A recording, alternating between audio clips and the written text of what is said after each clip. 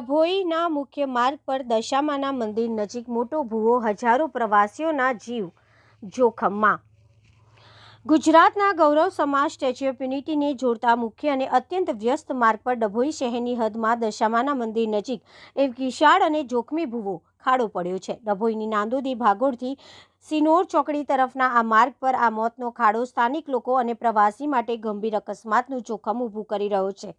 એસઓયુનો મુખ્ય માર્ગ, રોજના હજારો વાહનોની અવરજવર આ માર્ગ સ્ટેચ્યુ ઓફ યુનિટી સુધી પહોંચવાનો સૌથી મુખ્ય અને અગત્યનો રસ્તો છે। રોજના હજારોની સંખ્યામાં નાના મોટા વાહનો, બસો અને ખાનગી ગાડીઓ અહીંથી પસાર થાય છે। એટલું જ નહીં, સ્ટેચ્યુ ઓફ યુનિટીની મુલાકાત લેવા આવતા દેશ વિદેશના પ્રવાસીઓ પણ આ જ ભૂવા પાસે પસાર થવા મજબૂર છે।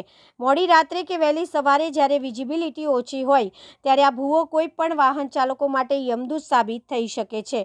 તંત્રની બેદરકારી જવાબદાર કોણ? સ્થાનિકો આ મુદ્દે ભારે આક્રોશ પ્રવર્તી રહ્યો છે। આ ભૂવો પડ્યાને લાંબો સમય થઈ ગયો હોવા છતાં ડભોઈ નગરપાલિકા કે સ્ટેટ હાઈવેના અધિકારીઓ દ્વારા તેને પૂરવાની કે સમારકામ કરવાની કોઈ નક્કર કાર્યવાહી કરવામાં આવી નથી।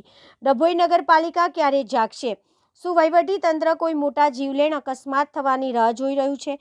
જો કોઈ નિર્દોષ પ્રવાસી કે સ્થાનિક વ્યક્તિનું વાહન આ ખાડામાં પલટી જશે અને કોઈ જાનહાનિ થશે તો તેની જવાબદારી કોણ લેશે? શું માત્ર એસઓયુના માર્ગોને જ મહત્વ આપવામાં આવશે અને ડભોઈની અંદરના માર્ગોને અવગણવામાં આવશે? તાત્કાલિક પગલાં લેવા લોકમાંગ।